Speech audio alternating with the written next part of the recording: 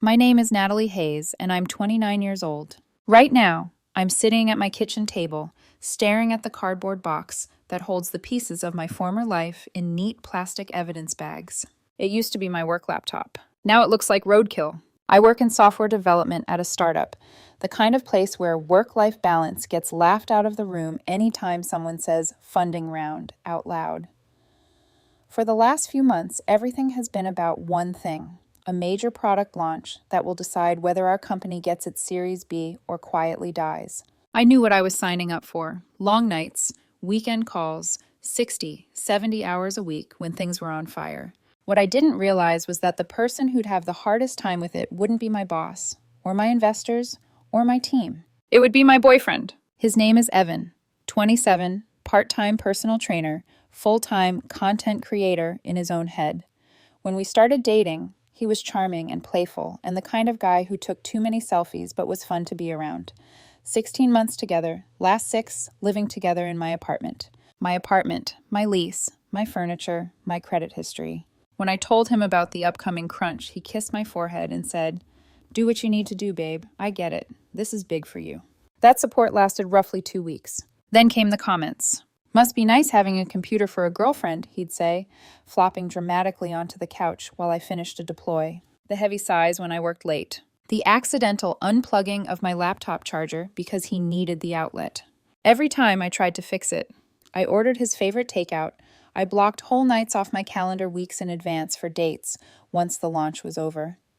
I even bought him the pair of limited edition sneakers he'd been obsessing over as an early birthday present. He posted those shoes on Instagram with 3 angles and a paragraph-long caption about treating yourself. He didn't post me. The neediness didn't go away. It escalated. Yesterday was my breaking point. I was on a critical investor call from my home office. Cameras on, demo live, a dozen faces tiled across my monitor, people who could quite literally decide my job's future with one sentence. That morning, I'd told Evan 3 separate times, like I was programming a reminder into a faulty app. "Evan, from 2 to 4, investor call. I cannot be interrupted, okay? Like, at all. This is huge." Yeah, he waved me off. "Go make your nerd money." So, at 2 p.m., I shut the office door, checked my camera angle, and logged into the meeting. I was in the middle of presenting a complex feature, answering questions about scalability, when my office door clicked open. I saw him in the corner of my screen before I turned. Evan stepped into frame wearing nothing but low-slung sweatpants and a smug grin. His hand brushed the waistband like he was auditioning for some bargain basement cologne commercial. I saw a couple of investors' eyebrows shoot up on my screen. I muted myself so fast I almost broke my own keyboard. Camera minimized. Heart trying to pound its way out of my throat. "Evan!" I hissed under my breath, lunging for him. "Get out, now!" He pouted. "You've been ignoring me all week. I thought I'd give them a show. Loosen up your boring little meeting." I managed to shuffle him out of frame, slam the door, and pretend my connection had glitched. I forced my voice steady, made a weak joke about startup chaos, and finished the call. We still impressed them. They laughed, moved on. I didn't. Inside, I was burning. After the call, I stepped out of the office, still in that shaky, post-adrenaline fog. Evan was sprawled on the couch, scrolling through his phone like nothing had happened. "What the hell was that?" I demanded. He glanced up. "You're welcome." They looked bored. I added some entertainment. "Evan, that was a call with investors. They could pull our funding over something like that. You can't just walk half naked into my meetings for attention." He slammed his phone down. "Oh, so their time matters? But mine doesn't? You never have time for me anymore, Natalie. I feel like I'm dating a laptop. Because I'm working. For both of us. Rent doesn't pay itself." His eyes flashed. "Here we go again. You and your precious job." I took a breath. We talked about this. This was always going to be a brutal few months. When this launch is over, things will calm down. I'm already planning. "I don't care about your little project plan," he snapped. "I care that my girlfriend hasn't looked me in the eye for more than 5 seconds in weeks." "That's not true, and you know it. I ordered your favorite food. I planned a trip for when the launch." "I don't want your guilt food, Natalie," he shouted. "I want you." Something in his voice, sharp, wounded, childish, made my stomach twist, not with guilt, with recognition. He wasn't listening. He didn't want compromise. He wanted control. "You know what?" he said suddenly, standing up. "Fine. We're doing this right now." He walked past me into the office. "Evan, stop," I said, following him. "We're not doing this in here." He stared at my laptop on the desk, the $3,200 MacBook Pro my company had bought, packed with years of work, client data, unreleased code.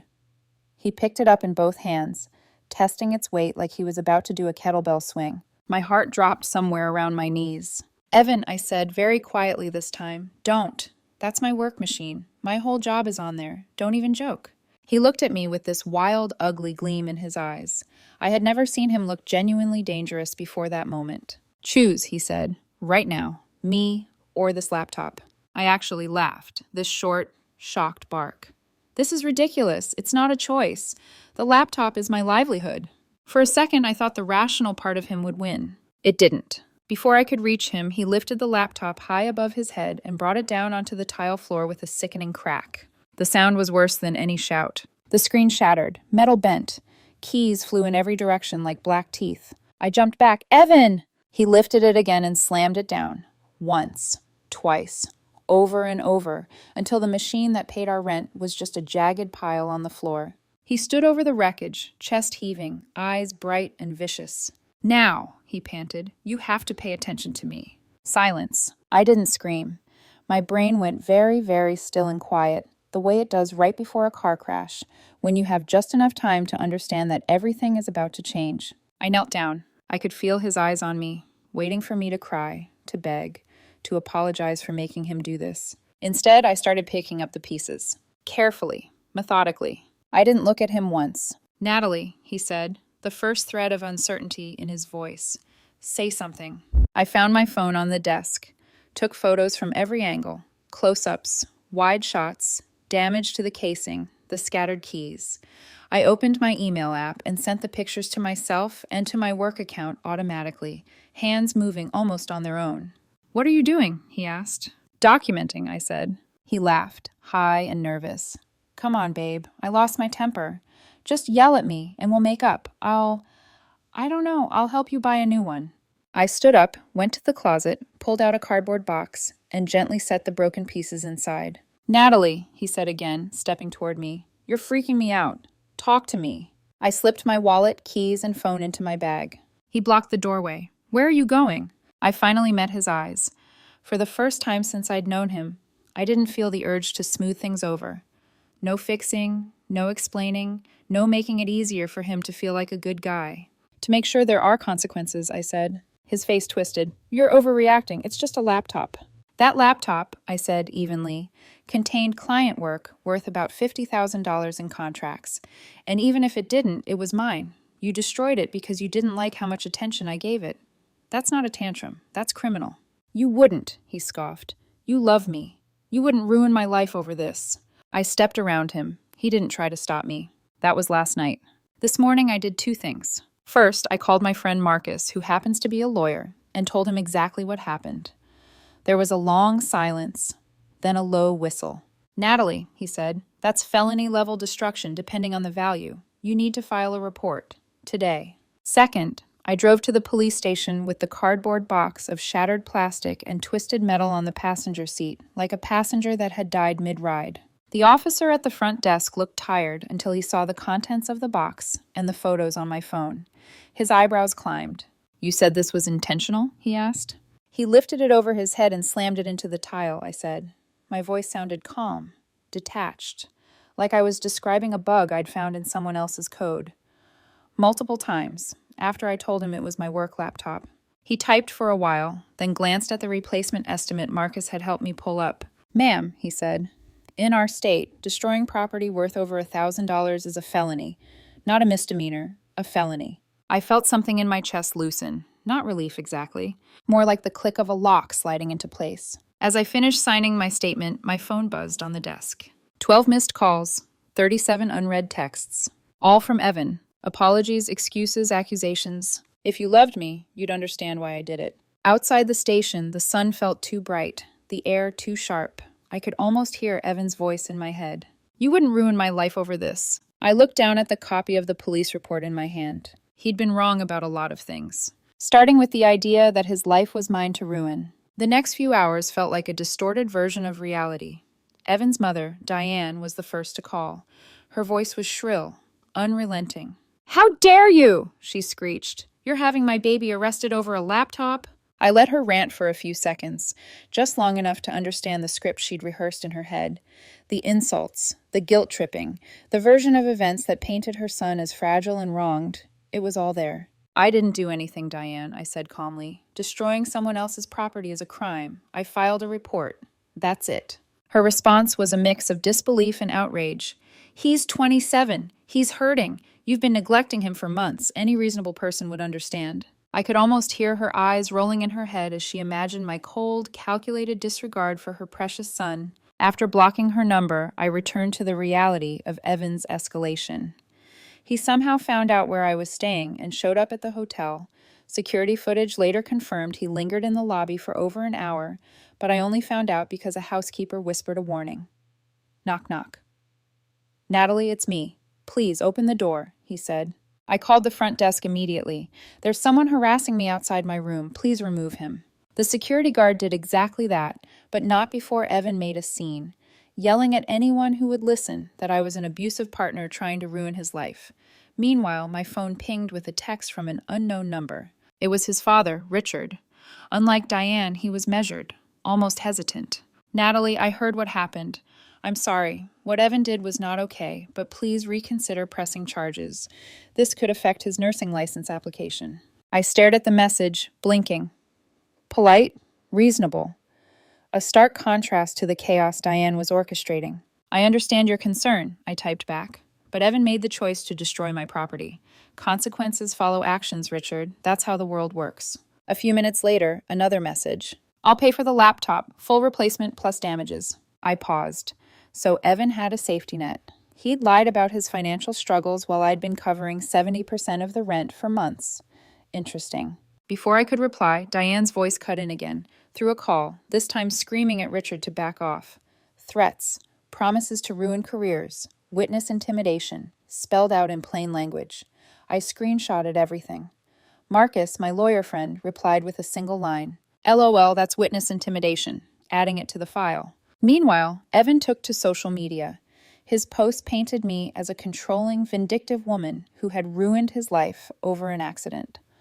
The comments section was a mix of praise and skepticism. Then a friend from his group chat dropped the bomb.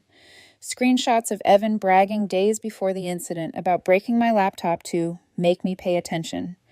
Evidence of premeditation, clear as day. I saved everything, forwarded it to the police. Marcus nodded grimly. You're building a very strong case. But Evan wasn't done. He had more plans, more performances, more tantrums to stage. And I was ready to watch the dominoes fall. A week later, the situation had escalated into a full-blown spectacle. Evan had apparently discovered a hidden stash of savings he never mentioned while I was covering most of the rent. His outrage was immediate when he found out that Richard, his father, had offered to pay the replacement cost for the laptop. You turned my dad against me, he screamed over the phone. He can't just take your side like that. I kept my voice steady. Evan, this isn't about money. It's about accountability. You destroyed my property. You caused real damage. That's what consequences are for. The silence on the line was palpable. Then, the next bomb dropped. He filed a lawsuit against me for emotional distress, financial abuse, and psychological harm. A demand letter arrived. $10,000 for emotional damages, $5,000 for lost wages, reimbursement for moving expenses, a written apology to post publicly, and, of course, a demand to drop the criminal charges. Marcus laughed out loud when I showed him the papers. She's representing herself, he said, shaking his head. No actual lawyer would file this garbage. It reads like a tantrum. Meanwhile, Diane's harassment of my workplace intensified. She called repeatedly, demanding to speak to my CEO about the abuse I'd inflicted on her son. Our receptionist, bless her, rerouted the calls to HR. I sent them the police report, photos, and screenshots of threats. HR and my CEO immediately sided with me, documenting everything and instructing me to alert them if anything further happened. The true twist came from an unexpected source, Amanda, Evan's former friend, who had witnessed his schemes firsthand. She messaged me screenshots from the group chat where he openly boasted about breaking my laptop to assert control. Her testimony would later become critical, but for now, it was just another layer in the growing web of proof. Evan, in his own twisted version of damage control, took to social media again. crying, wailing, and casting himself as the victim of an abusive girlfriend. But every post was contradicted by his own words in the group chat and screenshots I'd saved. His narrative was unraveling, thread by thread. Behind the scenes, Marcus was meticulous. He advised me on every move, what evidence to preserve, how to respond to threats, and how to document the harassment and intimidation from Diane and Evan. I followed every instruction to the letter, not out of spite, but out of necessity. One night, after yet another barrage of calls and texts from Evan, I sat on the floor of my apartment, staring at the box of shattered laptop pieces, and I realized something. He wanted attention. All of it. The courtroom, social media, his parents' involvement. It was all a stage, and I was just an audience he hoped would applaud. But this time, the script was mine to write. Trial day arrived like a storm. The courthouse smelled of polished wood, stale coffee, and tension. So thick you could slice it with a knife. Evan walked in with the careful, rehearsed innocence of someone who believed he could charm his way out of anything. Pastel hoodie, carefully styled hair, the kind of outfit meant to broadcast victim without actually saying it. His parents were there, Diane shooting daggers, Richard trying to shrink into the background. The prosecutor laid out the evidence methodically. Photos of the shattered laptop in a clear evidence bag. Screenshots of his texts admitting premeditation. Social media posts framing the destruction as an accident. The group chat screenshots from Amanda, proving he had planned the attack days in advance. And then there was Diane's threatening text messages, proving witness intimidation. Evan's lawyer, finally a real attorney, some ambulance chaser, likely looking for publicity, tried to spin the narrative. My client has been driven to a breaking point by months of neglect and emotional abuse, he said. The prosecutor's response was cold, precise, and devastating. Each piece of evidence dismantled the story the lawyer tried to build. When Evan took the stand, it became even worse. Against every piece of advice, he insisted on telling his version, his words betraying him at every turn. I didn't mean to. She deserved it, for ignoring me, he stammered. The courtroom went silent. Even his own lawyer facepalmed. The judge, a no-nonsense woman in her 60s, let the evidence speak for itself. Miss Morrison, she said, though in our version it was Evan Hayes, you are being offered a generous plea deal. Misdemeanor criminal mischief, restitution, community service, probation. No jail time. Accept it. Evan's refusal was immediate. I'm not pleading guilty. She emotionally abused me for months. The judge raised an eyebrow. Evidence? He had none. Nothing physical, nothing legal. Meanwhile, every single item he claimed as emotional abuse was contradicted by his own words in screenshots and witness testimony. The verdict was swift once the jury deliberated. Guilty of criminal mischief in the second degree. Restitution, $3,200 for the laptop, $1,500, additional for lost work. Community service, 200 hours. Probation, 18 months. Anger management classes mandatory. Because of his lack of remorse and premeditation, the conviction would remain on record, flagged as a crime involving moral turpitude, his nursing career all but destroyed. Diane erupted in the courtroom, screaming about corruption and sexism, and had to be escorted out by security. Richard buried his face in his hands. Evan sobbed, screaming about the injustice, convinced the world had conspired against him. Outside the courtroom, Richard approached me.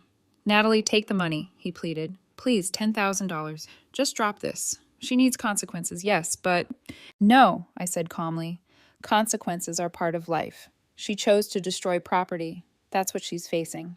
You enabling her was part of the problem. And even as Evan tried one final act, an Instagram live meltdown claiming systemic abuse by men, the truth was undeniable. Every screenshot, every text, every witness betrayed his carefully crafted narrative. Part 5. A month after the trial, the aftermath was a lesson in poetic justice. Evan had managed to pay only a portion of the restitution, $1,000, from a secret savings account of roughly $2,500. His father, Richard, covered the rest in installments, despite Diane's protests. For the first time, he understood that enabling behavior has consequences, though for him, it came far too late. Diane, on the other hand, faced her own legal troubles, threatening to ruin someone's career for pressing legitimate charges. That was shockingly illegal. She now faced possible jail time for witness intimidation. Karma, finally, was arriving in full force. Evan tried to reclaim sympathy through a GoFundMe titled, "Help Me Rebuild After Emotional Abuse." It was promptly removed after multiple reports and documentation linking him to the criminal record. His nursing dreams were over, and he ended up working retail, living with his parents, and still refusing to accept responsibility. Amanda, the former friend who had provided the crucial group chat evidence, updated me occasionally. According to her, Evan blamed everyone but himself: the judge, me, his lawyer, even Amanda for betraying him. Entitlement never stopped. He simply moved the target. Meanwhile, my life moved forward. I bought a new laptop, better than the old one, thanks to insurance. Our startup secured funding. The investors joking about how the lingerie incident had shown we were truly a startup facing real challenges. Therapy helped me process the trauma from dating someone who thought destroying property was a valid form of communication. I'm not dating anyone right now. My apartment is peaceful. My work thrives. My belongings are intact. Life is quiet, predictable, satisfying. As for Evan's former friend Jade, who had once helped him track me down, she reached out to suggest coffee and conversation. I declined, blocked her, closed that chapter completely. Some asked if I regretted pressing charges, if I should have just taken the money and moved on. No, it was never about money. It was about boundaries, about accountability, about someone thinking tantrums come consequence-free. Evan wanted my attention. He got it, a courtroom's worth of it. And for the first time in a long time, I didn't have to share it with anyone. Life is good.